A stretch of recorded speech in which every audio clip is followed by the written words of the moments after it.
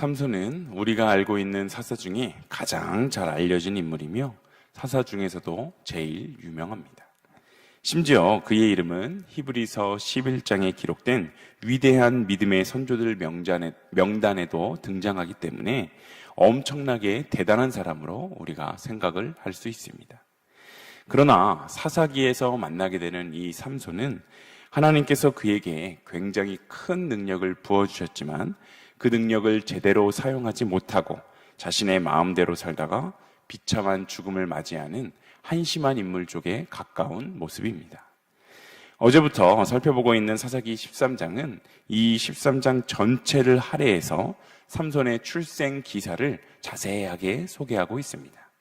그런데 사실 성경의 인물 중에서 이렇게 출생 기사가 자세하게 소개되는 인물은 몇 명 되지 않는데 굉장히 특별한 일입니다.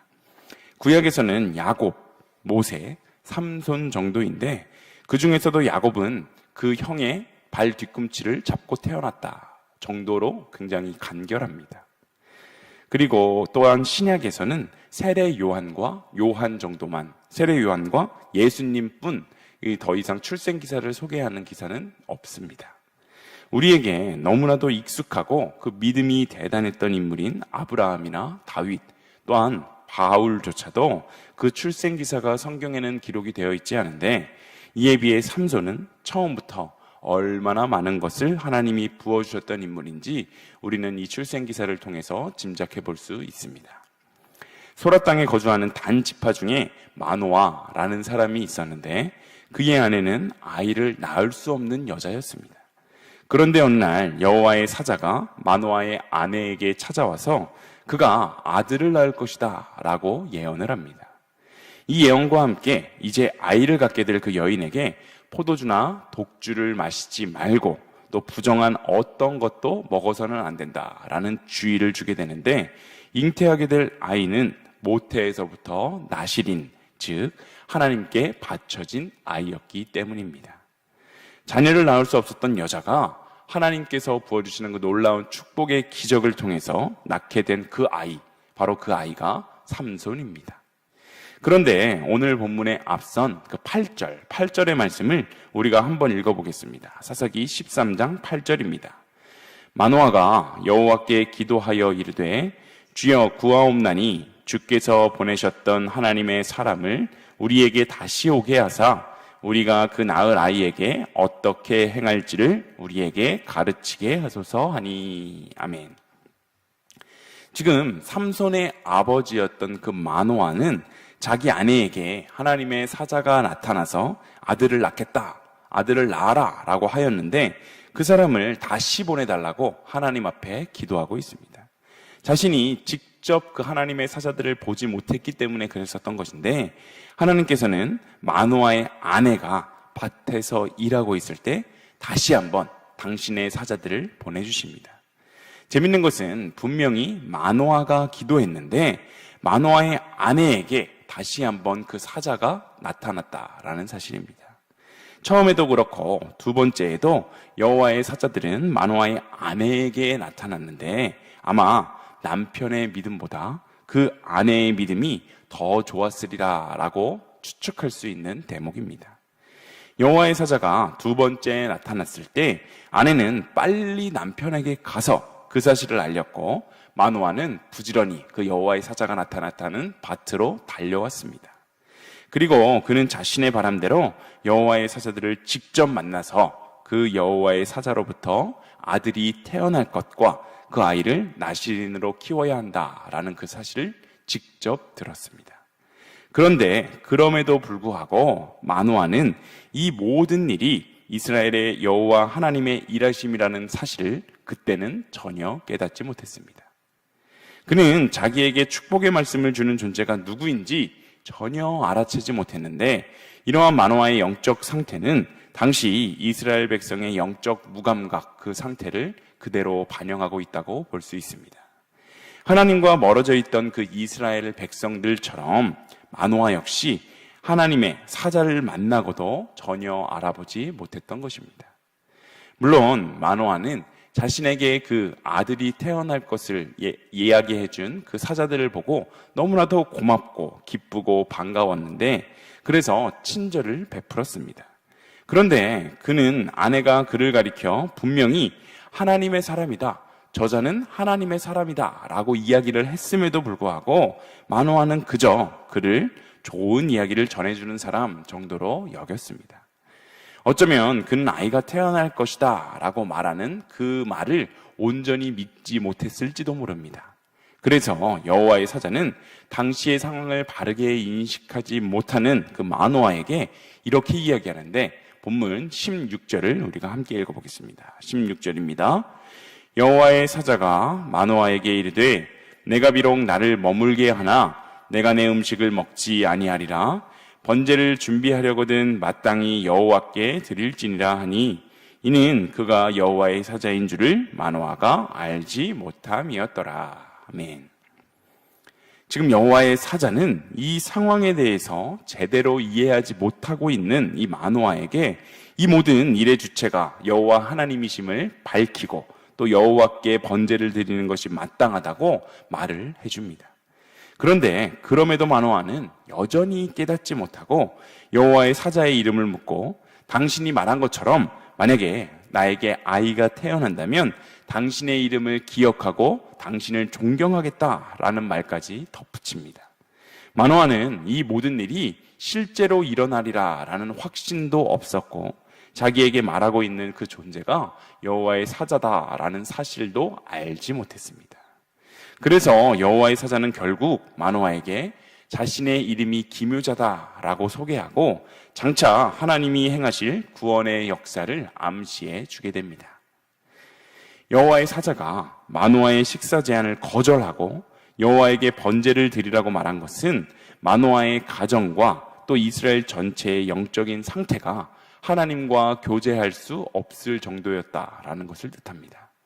이것은 하나님을 알지 못하는 그 사사시대의 특징을 너무나도 잘 반영하고 있는데, 그래서 여호와의 사자는 하나님과의 관계를 회복하는 것이 먼저였기 때문에 번제를 여호와께 드리라라고 명령하고 있는 것입니다. 마노아는 그제서야 여호와의 사자가 말한 대로 여호와께 제물을 올려드렸고, 그러자 그 여호와의 사자가 제단의 불꽃에 휩싸여서 올라가는 놀라운 기적이 그 부부 앞에 일어나게 되었는데, 이 놀라운 광경을 본 마노아와 그의 아내는 땅에 엎드리게 됩니다. 결국 여호와의 사자가 사라진 후에야 마노아는 그가 여호와의 사자였음을 진정으로 깨달았고 두려움에 떨었는데 하나님을 보았으니 죽으리라 라고 생각을 했었기 때문입니다. 구약시대에는 하나님을 보면 죽는다 이렇게 되었었던 시대였기 때문에 하나님의 사자를 본 자신이 분명히 죽을 것이다 라는 생각이었습니다. 그런데 본문 23절에서 마노아의 아내가 이렇게 이야기합니다. 우리가 함께 읽어보겠습니다. 23절입니다. 그의 아내가 그에게 이르되 여호와께서 우리를 죽이려 하셨더라면 우리 손에서 번제와 소제를 받지 아니하셨을 것이요 이 모든 일을 보이지 아니하셨을 것이며 이제 이런 말씀도 우리에게 이르지 아니하셨으리이다 하였더라. 아멘. 지금 보시면 남편보다 아내의 믿음이 더욱 훌륭합니다. 남편은 한 가지 여호와를 보면 죽는다라는 이 사실에 매여 있었지만 그의 아내는 여호와께서 만약에 우리를 죽이려 하셨으면 우리 손에서 번제와 소제를 받지도 않으셨을 것이고 불꽃이 단에서 하늘로 올라가는 그 이적도 보여주지 않으셨을 것이며 또한 아들을 낳을 것이다 라는 이야기와 그 아이를 위해서 포도주와 독주 또 부정한 것을 먹지 말아라 라는 이러한 이야기들도 분명히 할 필요가 없으셨을 것이다 라며 논리적으로 남편을 설득합니다. 여기에서 우리가 주목해 보아야 하는 것은 우리 역시 마노아의 아내처럼 영적인 안목을 가지게 될 때 절망적인 상황 속에서도 소망을 가질 수 있다라는 사실을 기억해야 합니다. 똑같은 일을 당한 부부의 태도가 완전히 달랐었던 그 모습을 볼 때 우리는 같은 상황 속에서도 그것을 받아들이는 사람의 그 태도에 따라 그 상황이 얼마나 다르게 그 사람들에게 영향을 미칠 수 있는지를 우리는 살펴보아야 합니다. 우리가 처한 현실을 바라볼 때 당장에 처한 그 상황만을 바라보는 육적인 안목을 가진 자와 하나님의 크신 뜻을 생각하며 멀리 내다보는 영적인 안목을 가진 자의 차이는 완전 하늘과 땅의 차이입니다. 마노아의 아내는 영적인 안목으로 현실을 바라보며 하나님의 뜻을 분별할 줄 알았었던 영적인 인물이었습니다. 모세와 그를 따라 출애굽 여정에 나섰던 이스라엘 백성들은 완전히 다른 시선으로 같은 상황을 바라보았습니다. 그들은 추격해오는 애굽의 군대를 바라보면서 이스라엘 백성들은 애굽 군대와 그 병거들의 위험 앞에 겁에 질려서 하나님과 모세를 원망하기에 바빴습니다. 심지어 왜 굳이 애굽에서 잘 살고 있는 우리들을 이끌어내어서 여기 광야에서 죽게 만드냐고 불평불만을 쏟아내었습니다. 그러나 모세는 떨며 아우성치는 백성들을 향해서 담대하게 너희는 두려워 말고 가만히 서서 여호와께서 오늘 너희들을 위해서 행하실 그 구원의 역사를 바라봐라. 여호와께서 우리를 위해서 싸울 것이다 라고 말합니다. 이것이 바로 영적인 안목을 가진 자와 그러지 못한 자의 차이입니다. 똑같은 현실 앞에서도 그 생각과 대처 방법이 전혀 다를 수가 있는데, 그러므로 우리는 영적인 안목을 가지기 위해서 하나님께 기도하며 나아갈 수 있어야 합니다. 눈앞의 현실 속에 절망하고 넘어져 있는 분이 있으시다면 소망을 잃지 말고, 그럼에도 불구하고 여전히 우리를 사랑하시고 우리를 위해 더 좋은 것을 준비하시는 하나님을 의지하며 어려움을 이겨내시는 일신교회 성도님들이 되시기를 소망합니다.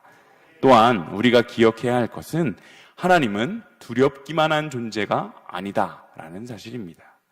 하나님의 사자를 보았다는 두려움에 빠져있던 남편을 위로하며 용기를 심어준 것은 그의 아내였는데, 그녀는 하나님을 두려움의 존재로만 인식하지 않았다라는 사실을 잘 보여줍니다. 마노아는 영적인 안목이 부족하기도 했지만 사실 그가 대면했던 자가 여호와의 사자라는 것을 깨달은 순간 자기의 허물과 죄를 깨닫게 되었을 것입니다. 자신이 너무나도 타락한 존재임을 깨달은 순간 그는 하나님 앞에서 살 소망을 잃었다라고 생각했고 두려워하지 않을 수가 없었을 것입니다. 물론 마노아의 아내도 그 사실이 두렵지 않았을 리가 없습니다. 하지만 그녀는 그들에게 일어난 다양한 사건들을 돌아볼 때 이내 그것들이 결코 두려워할 일만은 아니었음을 깨달았습니다. 즉, 그녀는 죄 많고 허물 많은 우리들의 인생이라도 하나님께서 쓰시고자 하신다면 하나님은 긍휼히 여겨주시고 그 인생을 받아주신다라는 사실을 깨닫게 된 것입니다.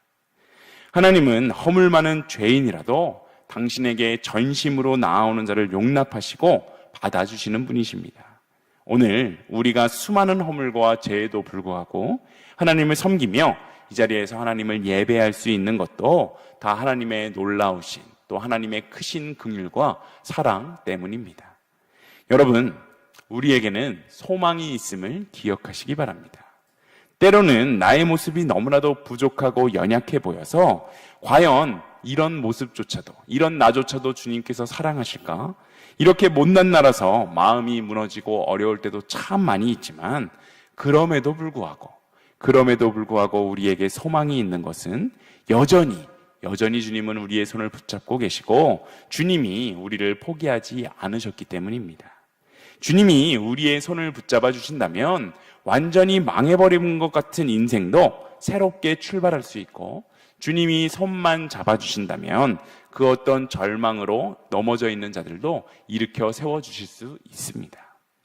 예수님은 우리를 죄인의 모습으로만 남겨두지 않으십니다. 우리를 찾아오셔서 우리에게 당신을 사랑하는 마음만 있다면, 그 마음만 있는 것을 확인하신다면 얼마든지 우리를 용납해 주시고 우리를 품어주시는 분이십니다.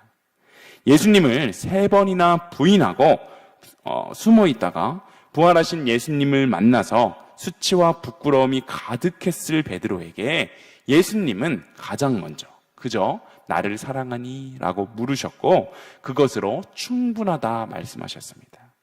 우리 역시 삶의 자리에서 나의 힘과 나의 노력을 통해서 하나님을 열심히 믿어보려다가 결국에는 실패하게 되겠지만, 그럼에도 불구하고 예수님을 향한 그 사랑의 마음만 우리의 마음 속에서 여전히 불변한다면 언제나 주님 앞에 다시 설 수 있습니다. 우리를 사랑하시는 하나님을 두려움의 대상이 아니라 우리를 너무나도 사랑해 주시는 그 따뜻한 하나님, 감사한 하나님으로 여기시며 오늘 하루도 내 생명 다할 때까지 하나님만을 믿고 따르겠노라 다짐하시는, 결단하시는 우리 일신교회 모든 성도님들이 다 되시기를 간절히 소망합니다.